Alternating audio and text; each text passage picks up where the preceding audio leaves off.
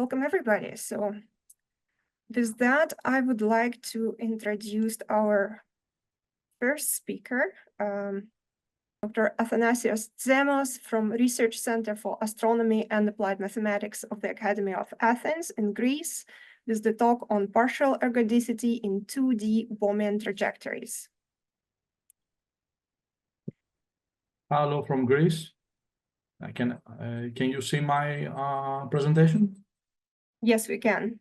Perfect. So I'm Athanasios Tzemos from the ARCAM of the Academy of Athens in Athens, Greece, and I'm a quantum physicist working on quantum chaos, and especially in the Bohmian interpretation of quantum mechanics.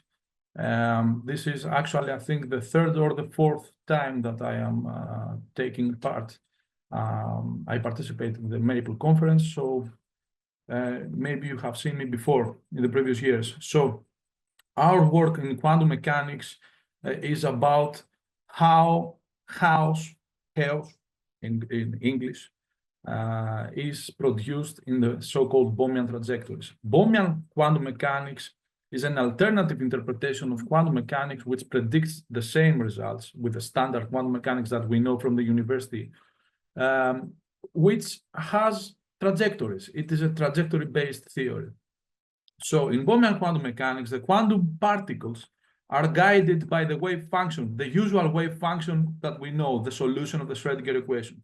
And their evolution is described by the so-called Bohmian equations of motion, which are equations of this form.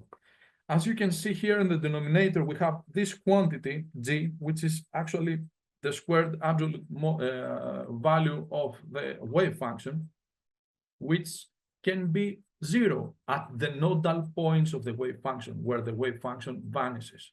So there, these equations show an anomalous behavior. At the nodal point, we have infinitely large Bohmian velocities.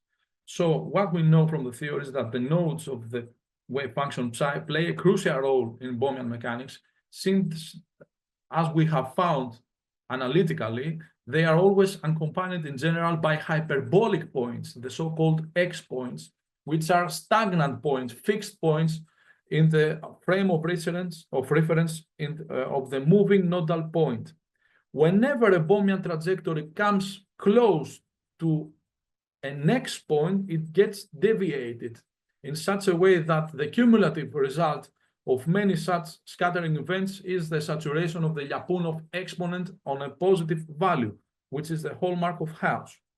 So the nodal points and their following X points, they form together, as we showed you in our last papers in Maple transactions. They form together the nodal point X point complexes, which are structures like this. So here you have the nodal point in the frame of reference where the nodal point is at the center, is at 0.0 at the origin. So here you have a second stagnant point of the Bohmian flow close to the nodal point, which is called the X point, and it has invariant. So we have asymptotic curves, two stable going to it in a positive time, and two unstable moving away from the X point. So whenever a Bohmian trajectory comes close to the nodal point X point complex, it gets deviated according to these vectors,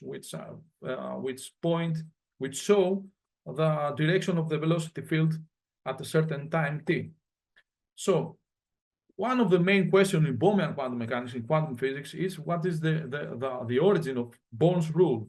Born's rule is an axiom in standard quantum mechanics, and it states that the probability density of finding a quantum particle at a certain point in space is equal to the square absolute value of the wave function. In Bohmian quantum mechanics, it's not prohibited to start. We can, in principle, start Bohmian distributions, Bohmian particles distributed in a way that violates initially the Born's rule. So, since Born's rule has never been doubted by the experiment. It is a crucial aspect of Bohmian quantum mechanics, how initially violating distributions lead to Born's rule, and what are the conditions for this dynamical establishment of Born's rule. What we have found is that House plays a very important role, and in generally, the larger the number of chaotic trajectories inside a distribution of Bohmian particles, then the more the possibilities of finding after a sufficiently long time the Born's rule distribution with an initially violating distribution of Bohmian particles. Probably I have shown before in Maple Conference 2022 or 23 some of these pictures. The chaotic Bohmian trajectories, we found that they are ergodic. And when we say ergodic, that actually the chaotic trajectories, they have a common long time distribution of their points in space, independent from their initial conditions. Every initial condition that leads to a chaotic trajectory practically has a common distribution, long limit distribution. But what we found 2 years before is with Maple is that there are some special cases where a trajectory which is chaotic, where two trajectories which are chaotic, they do not share a common long time distribution of their points. And we found that here in the middle, in the on the vertical axis, we have a symmetry, and none of these trajectories will pass through the vertical axis, the psi axis, to the right side, and conversely, none of the trajectories starting here will pass to the left side of the configuration space. We call them partially ergodic because all of the trajectories with positive x, they have a common limit distribution, and all the trajectories with negative x, they have again a common limit distribution, but these are not the same. And what we found with Maple, these are in this system, these are the trajectories of the nodal points, of the moving nodal points, and very close to them we have their x points. So what we believed up to 2022 or 23 was that the x point was the main generator of chaos in Bohmian trajectories. And indeed, according to the nodal point x point complex mechanism, these scattering events explain most of the largest part of the profile of the Lyapunov exponent. But we had to understand why we can observe phenomena like this. And what we found is that there are also stagnant points in the inertial frame of reference, and not in the frame of reference of the moving nodal points. So in the initial frame of reference, we found that on the vertical axis with Maple, this is a figure made with Maple, there is a there is a new kind of stagnant, a fixed point that we called it the Y point. And the Y point moves vertically, it has a close to oscillatory behavior that does never allow a trajectory from the left to pass the vertical axis and go to the right, and the same with the right axis. So this was the Y point. With the Y point and the X points, we are now able to explain and describe all the scattering events in the Bohmian trajectories. Here you see the local Lyapunov exponent as a function of time. So whenever you see a spike, the big spikes, the large spikes, they always have to do with close encounters to the X points, something that we knew before 2022. But we couldn't explain the small spikes, the relatively small spikes. So we found that the responsible fixed point for this kind of House degeneration process is the y point, and the y point is the one which is responsible for the partial ergodicity. So now we have to face a new problem. We used to say that if you want to find Born's rule after a sufficiently long time, you have to observe many chaotic trajectories. But now it seems that House itself, in sometimes, does not allow the dynamical establishment of Born's rule in Bohmian mechanics, something that is very, very crucial for the theory and for the Bohmian quantum mechanics community. So this was my main presentation.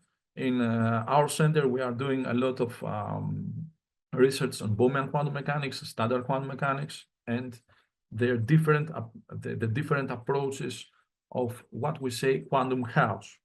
Okay, so here we have some of our publications. Thank you very much. I hope I was quick enough.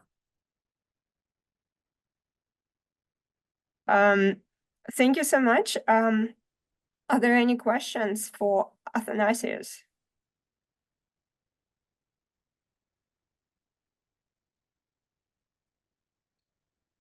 If there are no questions, I would like to point out, excuse me, if I have the time, to point out something. Yes, you do. For Maple, because I'm working with Maple since I was a student for about 20 years. All the calculations, the analytical calculations here that you see, the vector fields, the trajectories are always made with Maple. I would love, it would be very, very useful to make figures like this with Maple. So here what you see is a color plot. It seems like a density plot. It's not a density plot. Here we have a grid, a square grid in Python. I took the Maple code and took the Maple data and passed them to Python. It would be very useful to have maybe a new command. I don't know, something like that, in order to count how many times a trajectory passes through each cell of this square grid, and make a color plot, like a thermal plot. To the best of my knowledge, there is no such a command, and I tried to make one, but it was very, very difficult. So probably this is a proposal for I don't know, the technicians, the developers for Maple, to have points on the plane and count how many times. It's like a histogram. It's just a different way of presenting a histogram. And to make thermal plots, color plots, they are very, very useful for us. That's a good idea. Thank you for that. I have one question in the chat. What package of Maple did you use in this research? The most simple. What do you mean, what package? Which Maple version? What packages of Maple? So what? No. The most simple.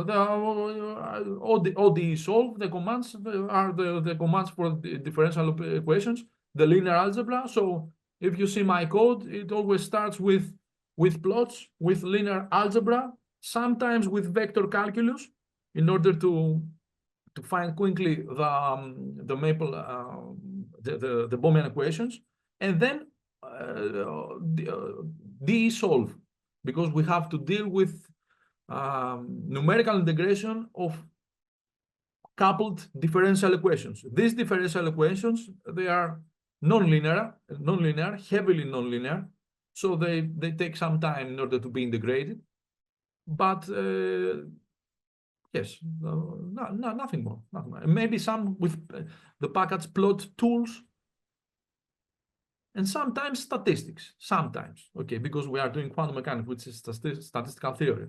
but nothing very difficult. Simple things that they are all embedded in a typical worksheet of Maple. Yeah, perfect. Thank you so much. And thank you so much for your presentation and for your answers. Thank you again. Yeah. Next, our next speaker is Daulet Nurakhmetov from Institute of Mathematics and Mathematical Modeling in Astana, Kazakhstan. He's going to present on Volterra 3-point problems for the Sturm-Liouville operator related to potential symmetry. Daulet, you have the floor. Okay, thank you.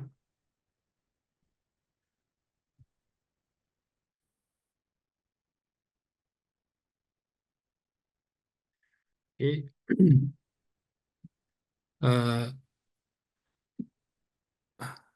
Can you see? Yes, we can see it. Okay. We presented our research with respect to 3-point problem for Sturm-Liouville operator, and this work joined with Professor Jumabayev. And let me introduce our talk. In the case 2-point problem, we have Sturm-Liouville problem, and in the form of differential equation, in the case presented by Formula 1, and here lambda is spectral parameter. Usually it is called eigenvalue, and the potential of this equation Q of x, some complex valued integrable function. And if you consider 2-point problem, we have in general case boundary condition in the form 2. There is some classical definition of Volterra operator. If you consider some completely continuous operator with spectrum consists the single point 0, then we have Volterra operator. And in our case, we will say our boundary value problem 1 and 2 is Volterra operator if inverse operator is also Volterra. This is a classical definition of Volterra operator. And some known results from 1994 in the paper Biarov and Jumabayev. The authors prove that problem 1 and 2 is Volterra if and only if then boundary condition has in the form of C3. They are here alpha some constant satisfies this condition, and the potential Q of x is symmetric. This is criterion for Volterra operator in general case for 2-point problems. Okay, next we also note that one classical results from Desin published in 1985. In the case Q of x is equal to 0, we have also Volterra operator, and in this case we have Cauchy problem if alpha is equal to 0 and alpha is equal to infinity.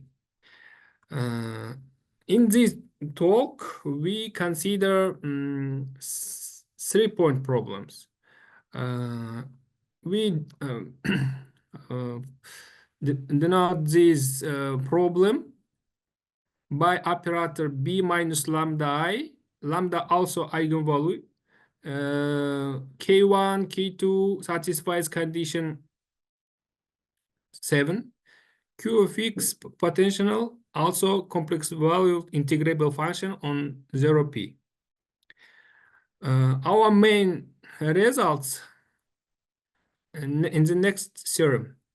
Let Q of x be an integrable function on 0p, possessing double symmetry with respect to point p over 2 and p over 4. That is, we have condition 8 and 9. And suppose that the coefficient in the boundary condition K1, K2 satisfies condition 10. Then the 3-point spectral problem for 6 is Volterra. This is our main result. Sketch of the proof of theorem. Firstly, we consider 2-point problem, 11 and 13. Also, we consider operator B 3-point problem, and we prove that there is some similarity of operator T1 in this form, and we find solution of y of x in this form. It means 3-point problem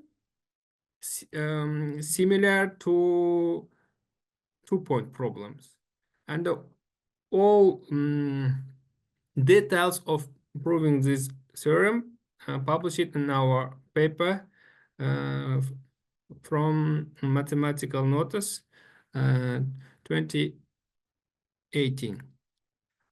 One remark for our theorem: if you consider Cauchy problem on the interval 0p over 4, then we can also prove that 2-point problem k minus lambda I and eigenvalue problems for Cauchy problem is also similarity. In this case, similarity operator T2 satisfies this equality. And in this case, S2 corresponding to shift by P over 2. Next, if you connected 3-point problem with 2-point problem, 2-point problem with 1-point problem, what Cauchy problem, then we can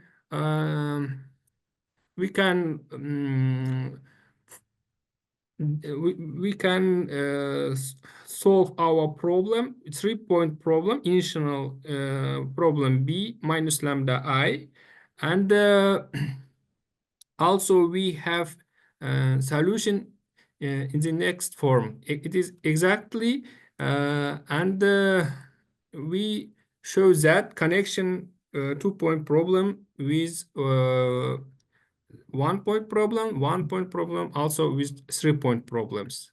And for illustration, we consider one example.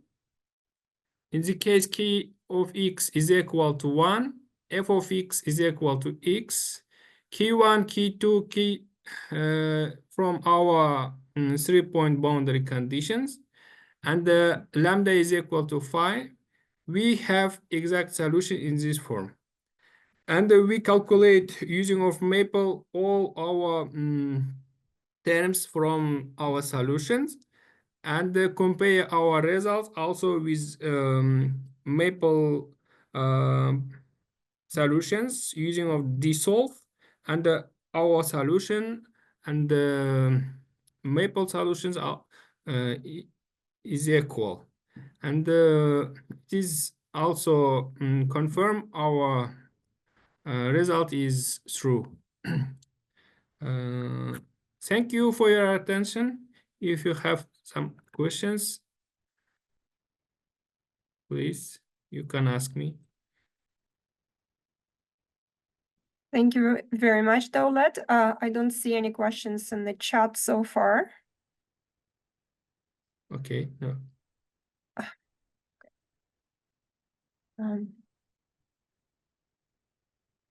Right, if there are no other questions, I'll have to ask. So the choice of K1 and K2 for your exact solution, is there a particular reason why you chose those, or was it easier to obtain a closed form solution for those, or what prompted that?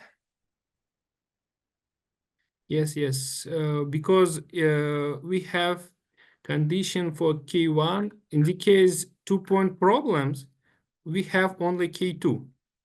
And in the paper, Jumabayev and Biarov proves that there is some condition for K2 for Volterra operator. And we know this condition, and we have to taking account this condition in the case consider solution of the problem, 2-point problems. And the next condition arising for K1, in the case we transform our 2-point problems for 3-point problems. Yeah, for similarity operator T1. Yes. All right. So now we have a question from the chat from Robert Lopez. Where do such 3-point problems arise?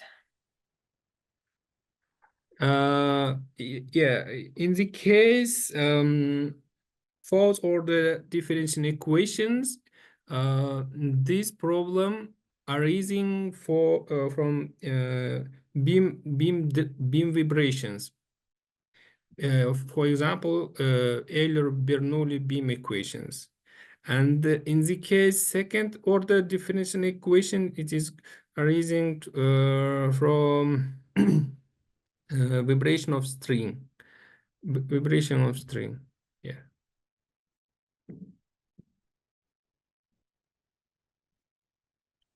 Thank you very much. Are there any other questions?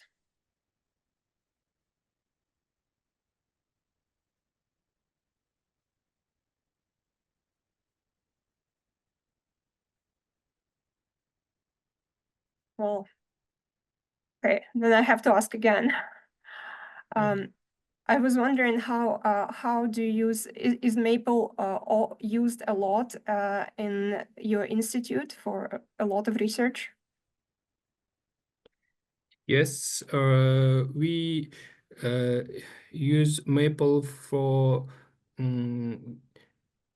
solving of nonlinear differential equation problem, and also for solving differential equations with comparison our new numerical term with exact solutions. For example, for construction of green function of differential equations, for second order differential equation with variable coefficient. Also, we have some problem with third order differential equations. We investigated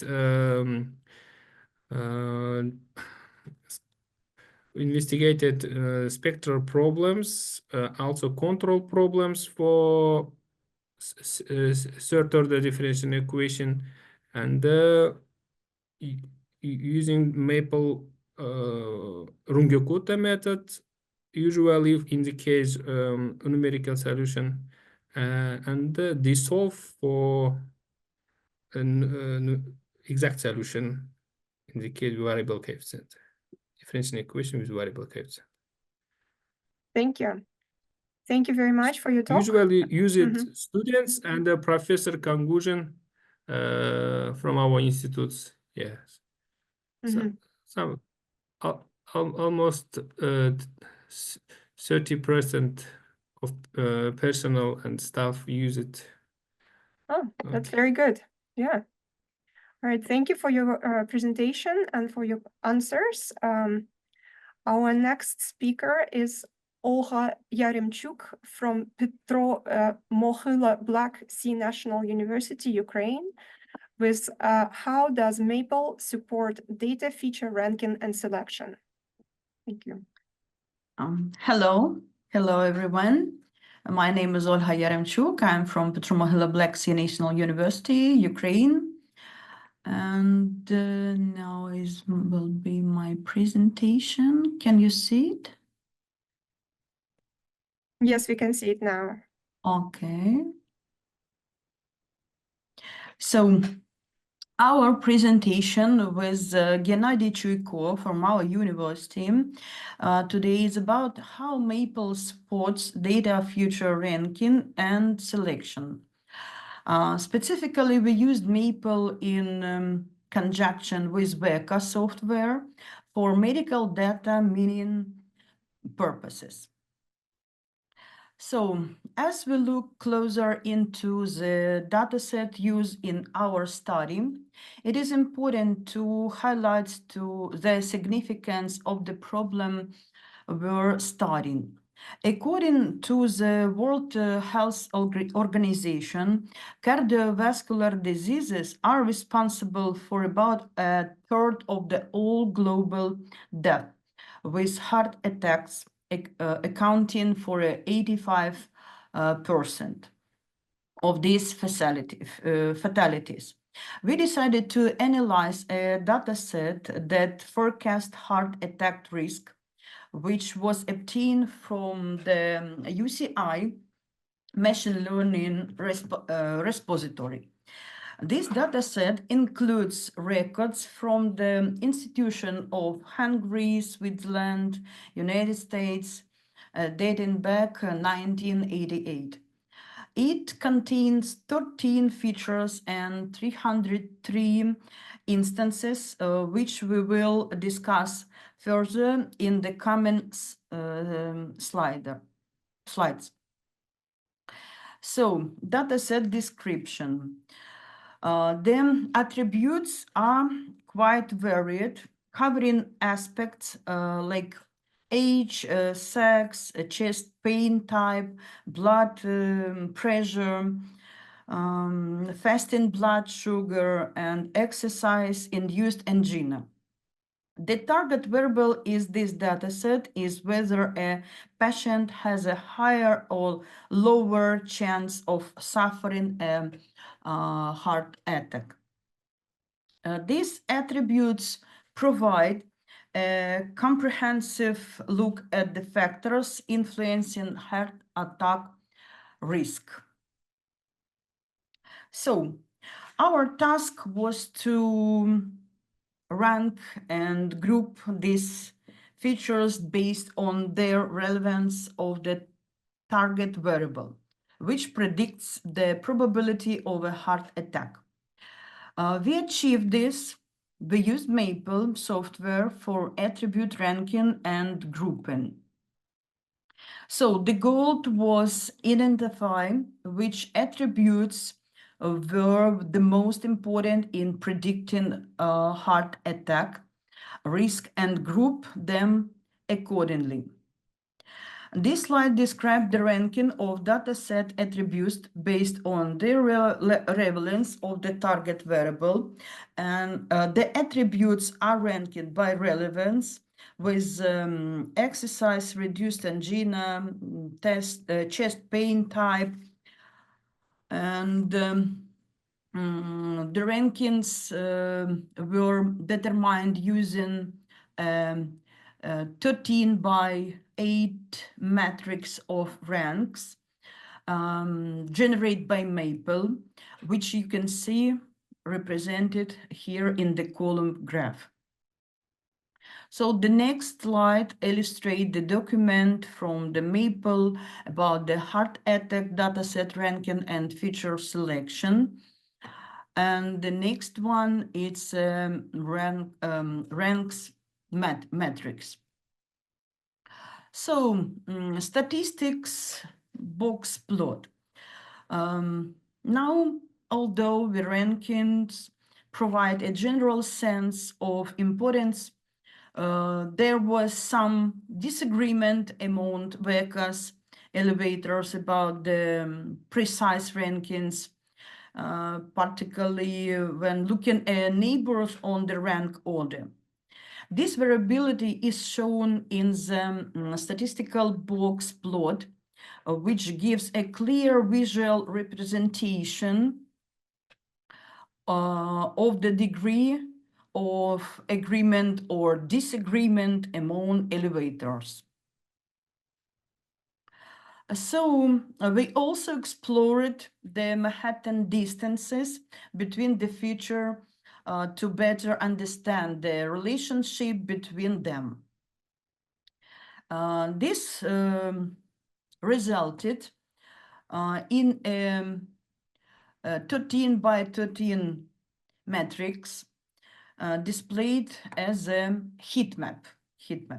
The heat map shown on this slide confirmed that the features could be divided into 4 distinct subsets with minimal differences between features within each subset. Here we summarize the 4 subsets of features grouped based on their relevance. This ranking subset consisting of exercise-induced angina, chest pain, next one, thallium stress test result, and old peak stand out of the most significant group. Following that, we have higher intermediate, lower intermediate, and low ranking subsets. Understand these subjects helps is building more accurate predictive models. So in conclusion, our study demonstrated how combining Maple and Veka tools within the feature engineering framework can greatly increase prediction capabilities. Feature engineering, as we know, is critical in medical diagnostics, where accuracy can be a matter of life and death. Through our work, we structured the dataset into 4 subsets of the attributes based on their relevancy in predicting heart attack risk. This approach can be applied to other medical datasets as well, offering a pathway for improving diagnostic accuracy in the future. Thank you for your attention. I will be happy to take any questions.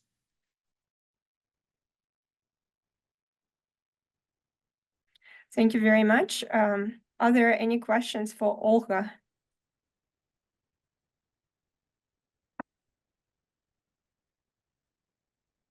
Oh, I see new messages. Okay, questions. Can the attributes you grouped be easy to address physically?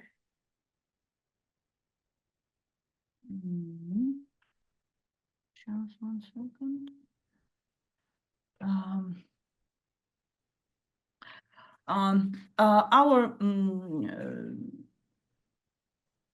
Our work represents these types for medical physics, for doctors, and this is attributes for several attributes can use medics, physics, and different scientists in their work. Mm-hmm. Another question is, does the feature ranking also include metrics like SHAP, S-H-A-P, or LIME, commonly used in machine learning tasks?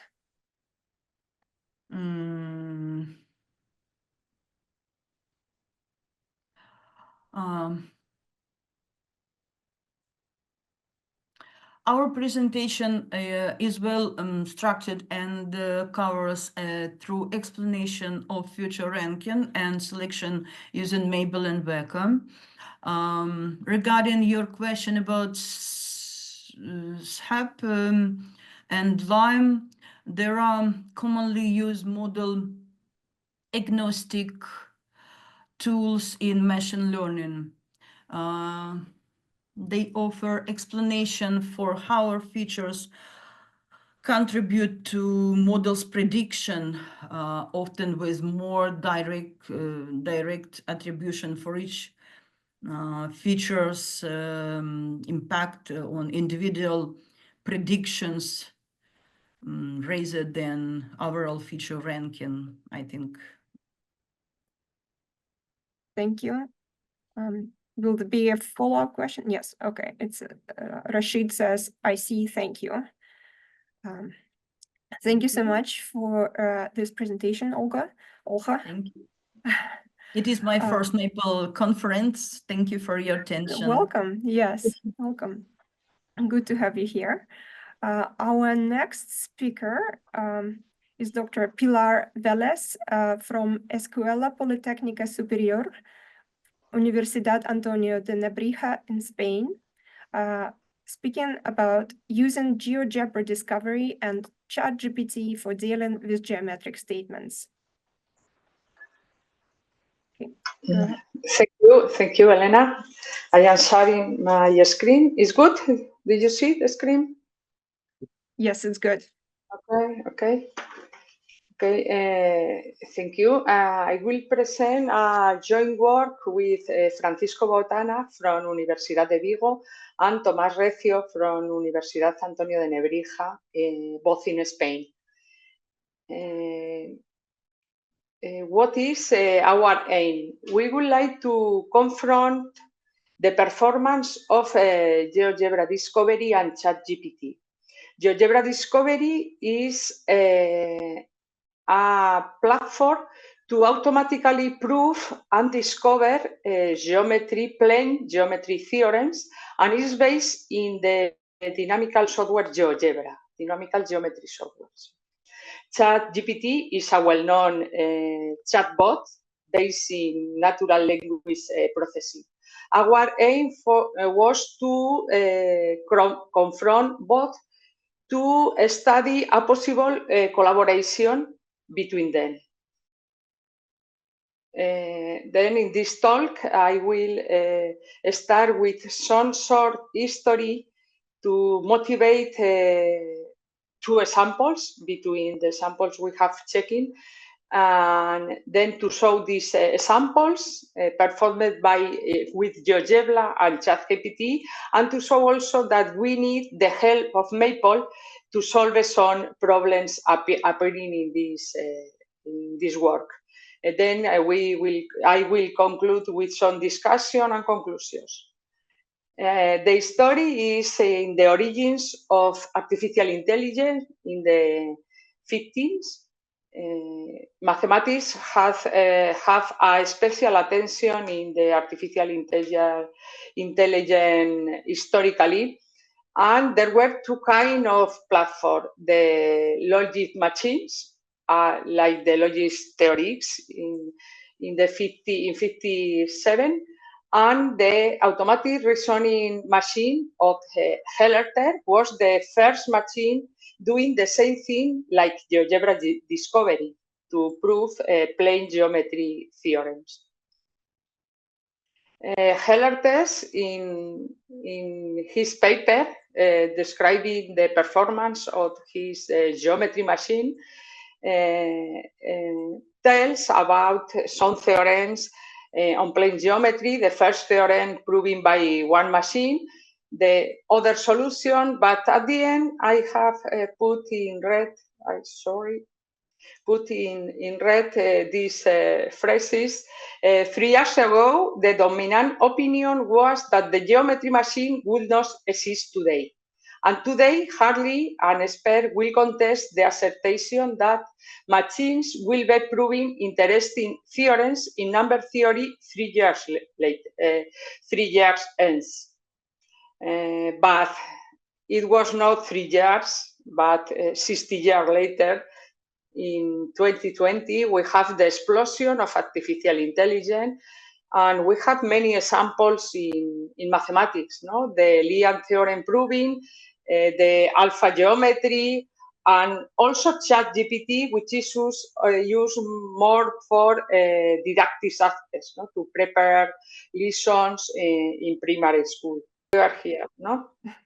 2022. Then ChatGPT and GeoGebra. ChatGPT is a language interpreter. It is very, very new, only 2 years ago, no? This is incredible. And regarding mathematics, the main point of attention in math had been in teaching, because mathematics are difficult for a language interpreter. GeoGebra Discovery is a fourth version of GeoGebra. It is available online. You have the link here to have GeoGebra Discovery. It's a symbolic geometry calculator. It's based in symbolic algebra. It is under development. Let's go to the first example performed with both platform, and here is also the original proof by the logic machine for geometry built by Hellerter. The problem was take a quadrilateral ABCD, take the midpoint AG of opposite sides, and take also the midpoints of the diagonals. This makes a quadrilateral. Then this quadrilateral is a parallelogram. This quadrilateral AFGH is a parallelogram. Here is the proof, the logic proof given by the machine of Hellerter in 1959, I remember. And the proof has performed in 1 minute, more or less. We go to ChatGPT and we pose the same problem. First of all, with the same statement than Hellerter. Then GeoGebra start to reasoning geometrically, but it fails. Here said, since AD is parallel to AB, this is impossible. AD and AB have a point in common, then they cannot be parallel. We try another time with the same statement, and the proof is different and correct. This is ChatGPT is not stable in the answer. Do you know?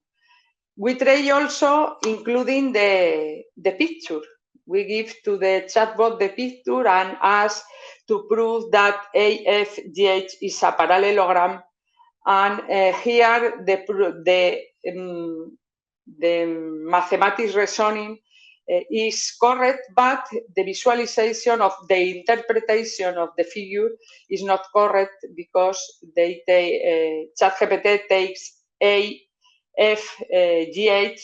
as the midpoint of the side of the previous quadrilateral. Okay, then ChatGPT fails sometimes in this problem. We go to GeoGebra Discovery. GeoGebra Discovery start drawing in the graphic view of GeoGebra the configuration, the geometric configuration. We draw here the configuration of the Hellerters, and we ask to discover properties about point E.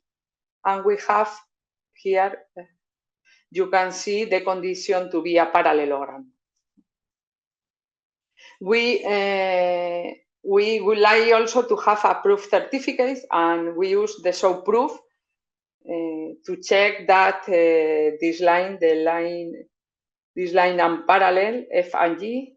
We ask, and here you can see how GeoGebra Discovery works internally. He takes this is the deconstruction, then takes symbolic coordinate for the points in the construction, and write polynomials describing the relations between points, lines, perpendicularity, parallelisms, etc., etc. write this sometimes specialized, like here. And then he has a proof by reduction to the absurd.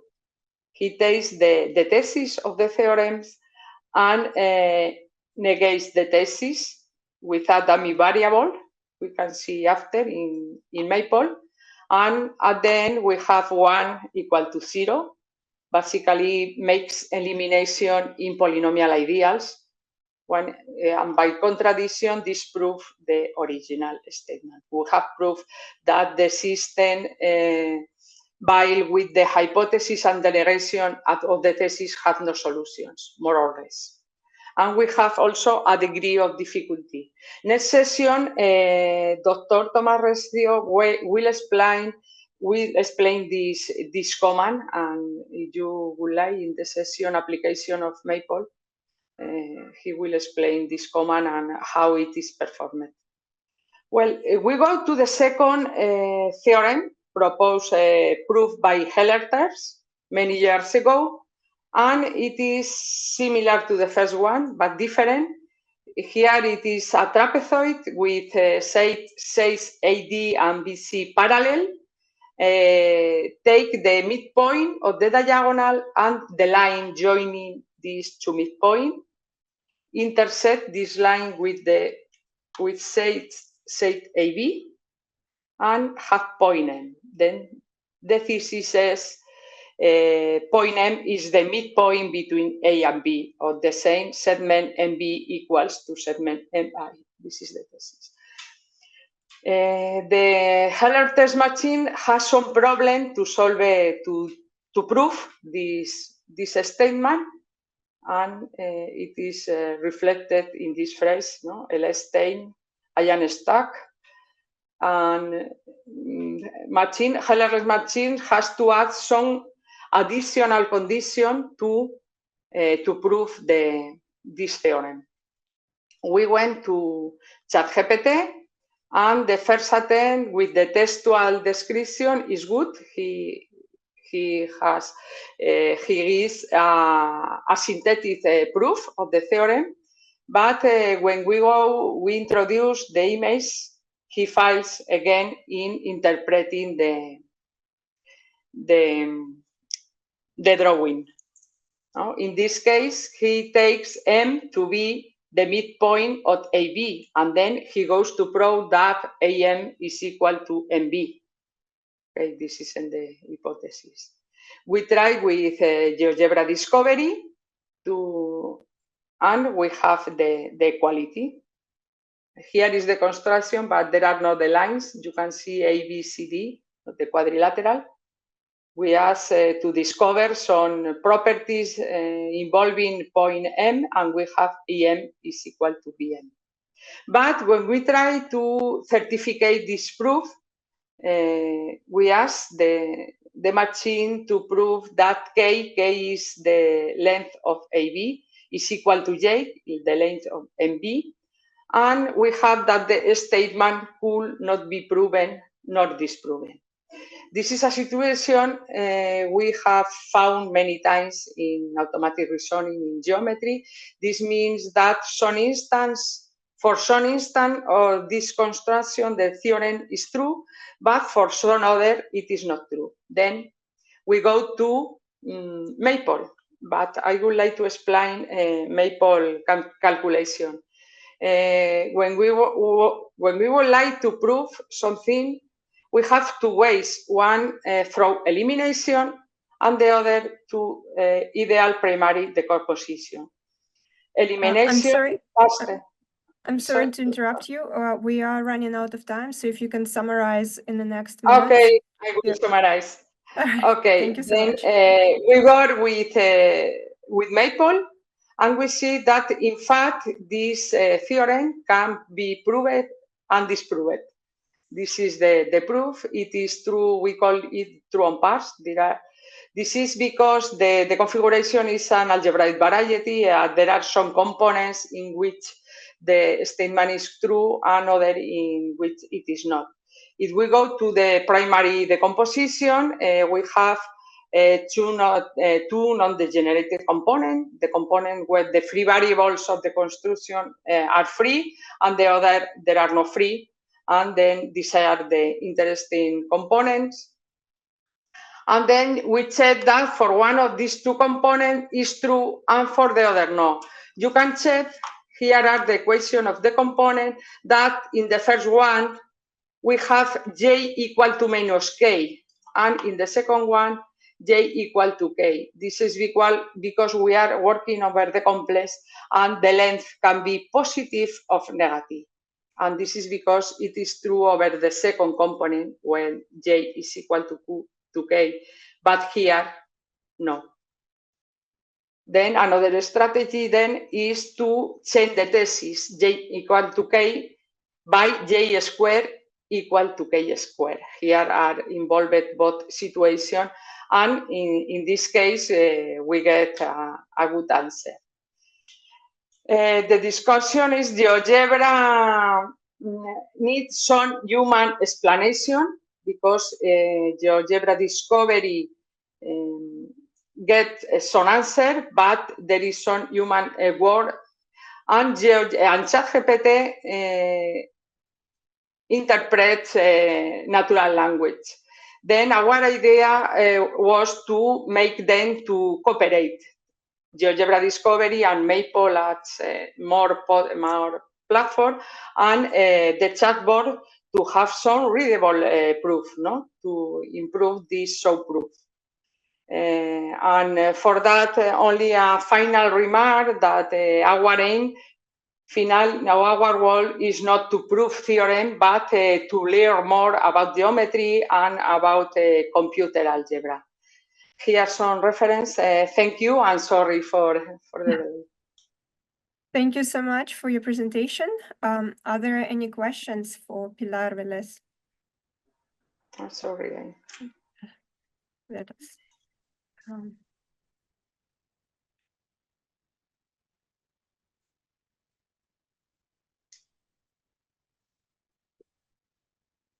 Right, I'm not seeing any questions in the chat. Also, feel free to unmute yourself and ask the question directly if you have it.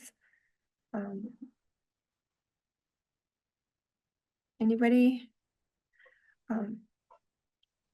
Great.